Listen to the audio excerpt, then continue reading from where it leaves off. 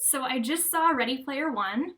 I had a lot of thoughts about this movie, so I kind of want to get them all out into one video. So this isn't going to be like a cool fancy video essay. It's mostly unscripted. I don't have any cool clips to overlay on top of iTunes royalty-free music, which is mostly because the movie just came out. So I hope you'll forgive me for that. If not, I do have a proper video essay coming out on Friday about the end of the fucking world, so I hope that you will forgive this. So in terms of Ready Player One, it wasn't particularly awful or anything, but I did think that it had some big problems that hampered my enjoyment of the movie. My biggest problem with the movie was how much it relied on telling you everything. I mean, I know that show don't tell can be hard advice for writers because you can really only use words to communicate stuff, but film is a super visual medium. I feel like it would have been really easy for the film to just show us what the world was like instead of telling us. So the beginning of this movie is basically a 10-minute long monologue by the main character Wade, where he goes through literally every single detail of this world to you and like tells it to you, even stuff that could very easily have been like visually shown to the audience. For instance, he does this voiceover where he's like, oh, but we all just spend our entire lives in the Oasis, which is this virtual reality world. But like 10 seconds before he said that, there was this shot where he was going down to his car, and you could see in the background like 50 different people all wearing their VR goggles. All of them were in VR and all of them were interacting in the world. So like we kind of already got the idea, and he didn't have to like tell us that in monologue. And then he was like, oh, this is H. H is my best friend. They interact with each other as best friends. Like, you can tell they're close. Wade doesn't have to tell you this on a voiceover. Like, the audience is smart enough to get it. I really felt like I was in school and I had to memorize every single detail that he was springing on me, or else I was going to be tested on it later. Even a lot of the dialogue made me feel like I was in the middle of lecture hall.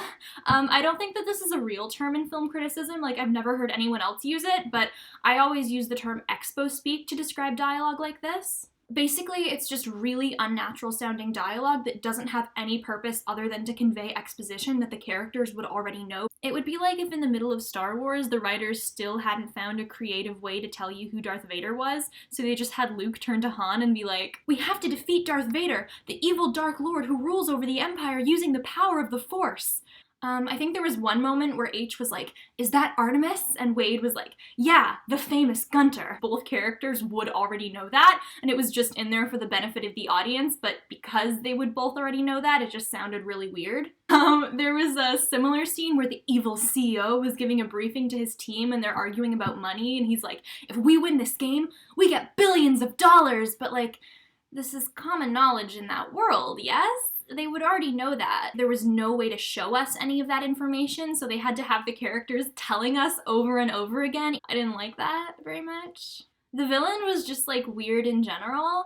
Again, with the telling thing, Wade just tells you that he's evil at the beginning of the movie, and we have this shot of him looking menacing, but the movie never, like, shows you anything, so we kind of just have to take Wade's word for it that he's evil. He doesn't even do anything evil until, like, an hour and a half into the movie when he blows up Wade's house, even though Wade barely emotionally reacts to that. Before that, you just kind of have to accept it, like, yep, he's evil, all right. He doesn't remember details from the Breakfast Club, that's evil, right? And then you find out that he, like, keeps people in tiny boxes and makes them be, like, VR slaves and gives them electric shocks if they owe him money. They apprehend people with drones and stuff, and I guess it's all legal. So I was kind of assuming, like, oh yeah, I guess corporations are all super powerful in this dystopian future and they have control over the law and stuff. You know, that seems plausible, but then at the end, these normal, regular cops show up and arrest him. It was kind of weird. Maybe I'm just missing something? I don't know. Also, is it just a huge coincidence that all of the main players in this worldwide VR system all happen to live in the same city? Or was I just missing something? Like, I know it's supposed to be a big city in this world, but all of them? Really? I don't know. Maybe this was explained in the book, but like, they were also marketing towards people who didn't read the book, so I still feel like they should have explained it a little bit better. Actually, that was kind of how I felt with the characters in general. Like, Wade gets developed and Samantha gets developed a bit, but none of the other characters really do. We meet H and some of the other people in real life, but they literally just introduce themselves and that's it. There were the two Japanese brothers, for instance, and I think literally all we ever find out about them are their names.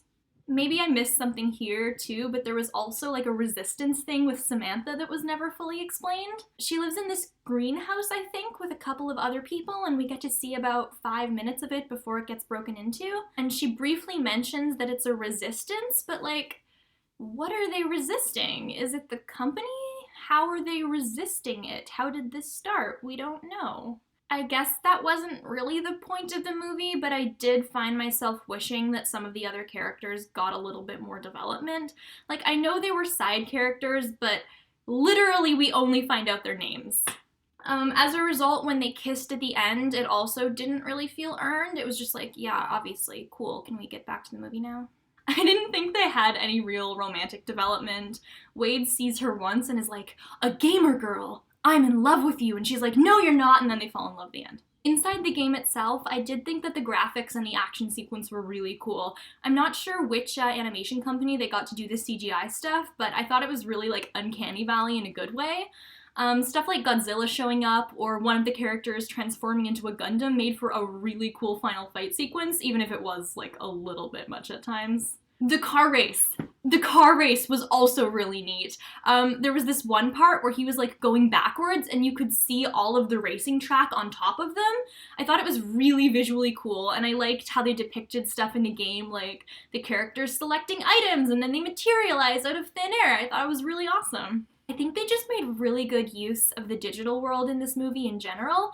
Like there was this one scene where they hacked into the villain's VR to make him think that he was still in the real world and tricked him into thinking that they had broken into his office. And the audience doesn't find out until after the scene is over and Wade like takes off his human disguise and you're kind of like, what?